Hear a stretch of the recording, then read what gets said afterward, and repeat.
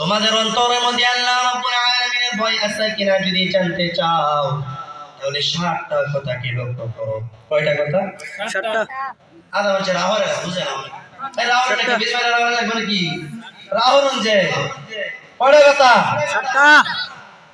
ফকিহ আবুল্লাহ রাহমাতুল্লাহি আলাইহি বলেন কোন মানুষের অন্তরের মধ্যে যদি 7টি কথা থাকে 7টি কথার আলামতকে যদি কোন মানুষের লক্ষ্য করতে পারে ফলো করতে পারে তাহলে বোঝা যাবে মানুষের অন্তরের মধ্যে আল্লাহ রাব্বুল আলামিনের ভয় আছে। এক নম্বর হলো বাবা জবান। হাদিসের মধ্যে আসছে কিয়ামতের দিন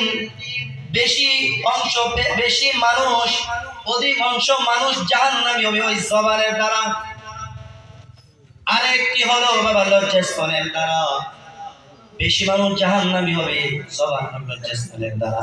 কারণ ওই জবান ফকিহ আবুল্লাহ রাহমাতুল্লাহি আলাইহি বলেন এক নম্বর হলো আল্লাহ তাআলার ভয় আছে কিনা যদি জানতে চাও তাহলে সর্বপ্রথম তোমার জবানকে ঠিক করে নাও। ওই জবান দিয়ে মিথ্যা বলা যাবে না। কিন্তু আমি মিথ্যা তো কই না। সারাদিন যদি 100 কথা কই মনে 99 মিথ্যা কথা। হাদিসের মধ্যে আসছে কোন মানুষ যদি মিথ্যা কথা বলে আল্লাহ রাব্বুল আলামিনের যত রহমতের ফেরেশতা আছে ওই সমস্ত ফেরেশতা ওই মিথ্যা কথার দুর্গন্ধে 1 মাইল দূরে চলে যায়। নাউজুবিল্লাহ বলবেন না?